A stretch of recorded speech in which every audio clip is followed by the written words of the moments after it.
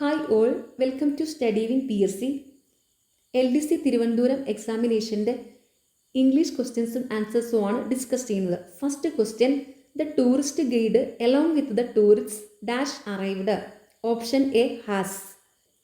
Along with ചേർത്ത് രണ്ട് സബ്ജക്റ്റിനെ കണക്ട് ചെയ്യുമ്പോൾ ഫസ്റ്റ് സബ്ജക്റ്റിനനുസരിച്ചായിരിക്കും വെർബ് വരുന്നത്. ഫസ്റ്റ് സബ്ജക്റ്റ് സിംഗുലർ ആണെങ്കിൽ വെർബ് സിംഗുലർ വരും. ഫസ്റ്റ് സബ്ജക്റ്റ് പ്ലൂറൽ ആണെങ്കിൽ വെർബ് പ്ലൂറൽ വരും. ഇവിടുത്തെ ഫസ്റ്റ് സബ്ജക്റ്റ് ദ ടൂറിസ്റ്റ് ഗൈഡാണ്. അത് സിംഗുലർ ആയതുകൊണ്ട് ഇവിടെ വെർബ് വരുന്നത് സിംഗുലറായ ഹാസ് ആണ്. അടുത്ത question, let's go for a walk dash question mark. ഇത് ക്വസ്റ്റ്യൻ ടാഗ് കണ്ടുപിടിക്കാനുള്ള ക്വസ്റ്റ്യൻ ആണ്. ഇതിൻ്റെ answer shall we. Let's, let us എന്നൊക്കെ വന്നാൽ ക്വസ്റ്റ്യൻ ടാഗ് ഷാൽ വി ആയിരിക്കും. അടുത്ത question, change to indirect speech. He says I am attending a training. Option D, he says that he is attending a training. ഇതൊരു statement അല്ലെങ്കിൽ declarative type sentence ആണ് ഈ sentence. ഇവിടെ inverted കോമാസിനുള്ളിൽ ഉള്ള പാർട്ടിനെ speech part എന്നാണ് പറയുന്നത്. ഇൻവെർട്ടഡ് കോമാസിന് വെളിയിലുള്ള പാർട്ടിനെ റിപ്പോർട്ടിംഗ് പാർട്ട് എന്നാണ് പറയുന്നത്. ഡിക്ലറേറ്റീവ് സെൻറ്റൻസ് ഡയറക്റ്റ് സ്പീച്ചിൽ നിന്ന് ഇൻഡയറക്റ്റ് സ്പീച്ചിലേക്ക് മാറ്റുമ്പോൾ റിപ്പോർട്ടിംഗ് പാർട്ടിനെയും സ്പീച്ച് പാർട്ടിനെയും തമ്മിൽ കണക്ട് ചെയ്യാനായിട്ട് ദാറ്റ് ഉപയോഗിക്കണം. റിപ്പോർട്ടിംഗ് പാർട്ടിലെ വെർബ്, അതായത് റിപ്പോർട്ടിംഗ് വെർബ് സിമ്പിൾ പ്രസൻറ്റിലാണെങ്കിൽ അതിനെ ഡയറക്റ്റ് സ്പീച്ചിൽ നിന്നും ഇൻഡയറക്റ്റ് സ്പീച്ചിലേക്ക് മാറ്റുമ്പോൾ സ്പീച്ച് പാർട്ടിൻ്റെ ടെൻസിൽ മാറ്റം വരികയില്ല. അപ്പോൾ ഇവിടെ വരുന്നത് സേസ് എന്നുള്ളത് സിമ്പിൾ പ്രസൻ്റ് ആണ്. അതുകൊണ്ട് ഇവിടെ വരുന്നത് he says that he is attending a training. I എന്നുള്ളത് ഹീ ആയിട്ട് മാറി. ഹീ വന്നതുകൊണ്ട് ആം എന്നുള്ളത് ഈസ് ആയിട്ട് മാറി. അപ്പോൾ ഓപ്ഷൻ ഡി ആണ് കറക്റ്റ്. അടുത്ത question, if I had money I dash the poor.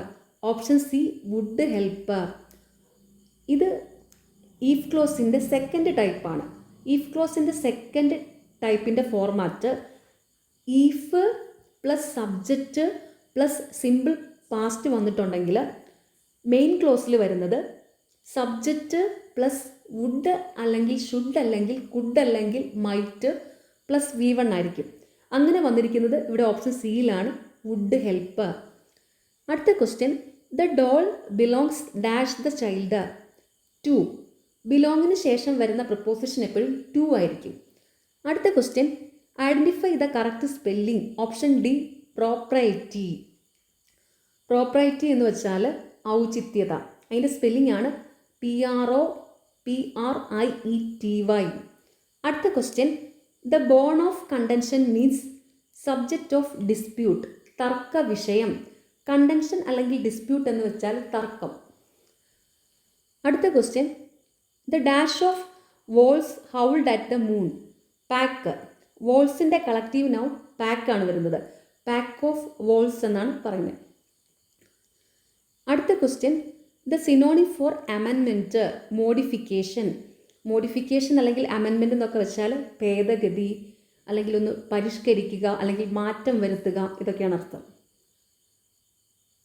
Last question, identify the antonym for deficit. Surplus. Deficit എന്ന് വെച്ചാൽ കുറവ്, സർപ്ലസ് എന്ന് വെച്ചാൽ അധികമായിട്ടുള്ളത്. ഓക്കെ, നിങ്ങൾക്ക് ഈ ചാനൽ ഇഷ്ടപ്പെടുന്നുണ്ടെങ്കിൽ സബ്സ്ക്രൈബ് ചെയ്യണം, സപ്പോർട്ട് ചെയ്യണം. താങ്ക്